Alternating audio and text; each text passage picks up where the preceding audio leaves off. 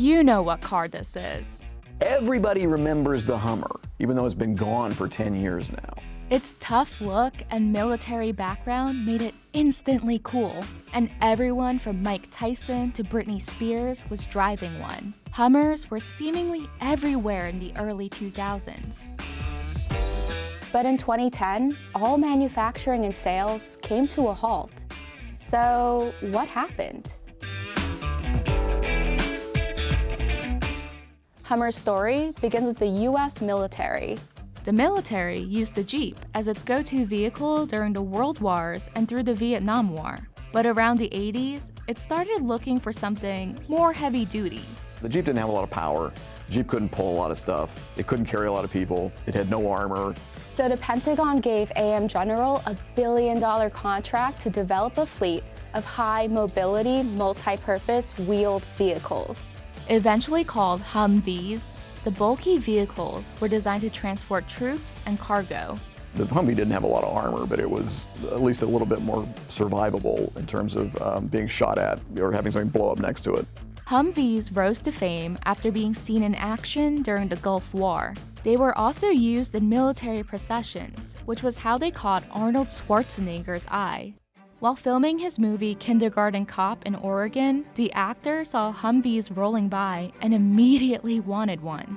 In a 1991 Rolling Stone interview, Schwarzenegger said they reminded him of his younger days when he drove tanks while serving in the Austrian army. So, he contacted AM General to try to get his hands on one. When he was turned down, the star pushed for a civilian version to be made, and AM General listened.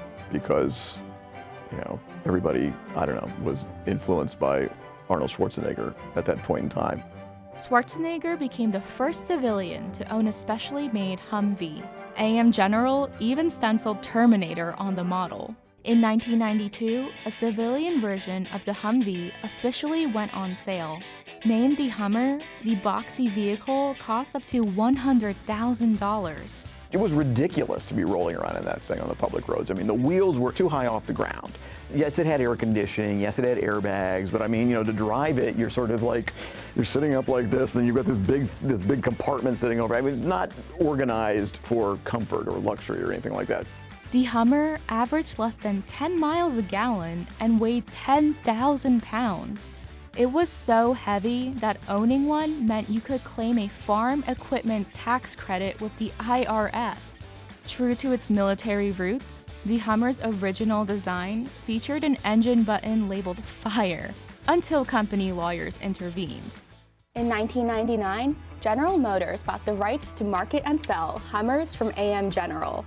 Thanks to the booming economy and low gas prices, Hummer sales took off, especially in Hollywood. OG Hummer fan Schwarzenegger quickly amassed a fleet of the war wagons. From 1999 to 2000 alone, Hummers were featured in 32 movies, which only increased the brand recognition the vehicle already had, thanks to its military pedigree. And it was its association with the military that really drove up Hummer's popularity in the US. People saw it in active use during the first Gulf War for the first time, and they thought, well, if that thing can handle, desert combat, then it could certainly be used for weekend camping trips. Many people also saw owning a Hummer as an act of patriotism.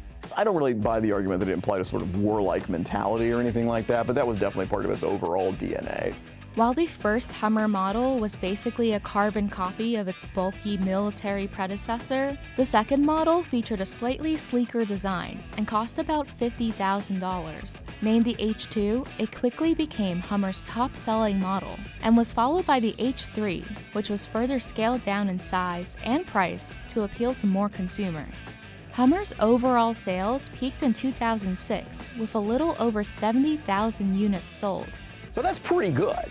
That's not crazy popular. It certainly pales by comparison with some of the pickup trucks and other vehicles that General Motors was selling through its various divisions at the time. But for an offbeat vehicle like that, that's kind of incredible. Hummers eventually came to embody America's supersized lifestyle and the people who aspired to it. You know, they gotta roll large everywhere they go. You know, the G-Wagon, Mercedes G-Wagon type people. And for them, the Hummer was just that turned up to 11 or maybe 11,000, you know. It's like the biggest, baddest, stupidest, most obnoxious, most completely inappropriate, most impractical in a lot of ways. But while Hummer's in-your-face quality initially drew consumers in, it soon led to its downfall. Hummers became a symbol of wasteful consumption. People just saw it as a symbol of everything that was wrong with Detroit, everything that was wrong with our American attitude about cars, everything was wrong with patriotism, everything was wrong with like the militarization of American society, everything that was wrong about the way we treat the planet. Hummer owners found themselves fending off critics and protesters who saw Hummers as pollution machines. Some owners reported finding their Hummers keyed, and others said they got dirty looks in parking lots. Eco-vandals took things even further, breaking windows and slashing tires. Throughout 2003, protesters set fire to Hummers at a number of dealerships in Los Angeles. And ironically, while one war helped make Hummers popular, another would bring it down. The war in Iraq shot up gas prices, which made owning a Hummer seem even more impractical. Then, in 2007, the financial recession hit, and Hummer's parent brand, General Motors, was in big trouble. So General Motors, prior to the financial crisis, had become a big mess. It had too many brands, it had stopped making money. In 2009, General Motors filed for bankruptcy and discontinued a number of its brands.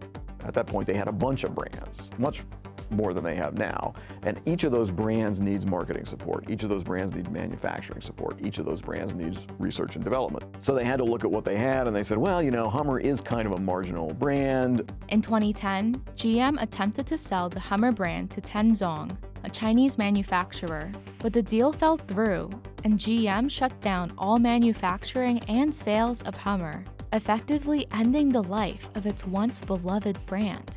Today, Hummers are seen more as relics of a bygone era. New models haven't been manufactured in nearly a decade. But should General Motors bring Hummer back? So Americans like big cars. They've always liked big cars. They're always going to like big cars. People in Detroit at the time, because of how dire the situation got around the financial crisis, were completely freaked out about their futures, and they forgot this. But since 2013, the market for big SUVs and large pickup trucks has made a robust recovery. And in response to consumer demand, luxury car brands like Rolls-Royce to Lamborghini to Aston Martin have all released SUVs. Pretty soon we're going to have a Ferrari SUV. So for Hummer to come back as kind of a really rough and tumble luxury platform would probably be a halfway decent idea. General Motors is also looking to expand its presence in the electric vehicle market, and there's been talk that it might be considering resurrecting Hummer to do just that. The business case for it is strong because it's an iconic brand, everybody already knows about it. Arnold Schwarzenegger has already converted one of his original Hummers to run on electricity, perhaps paving the way for Hummer once again.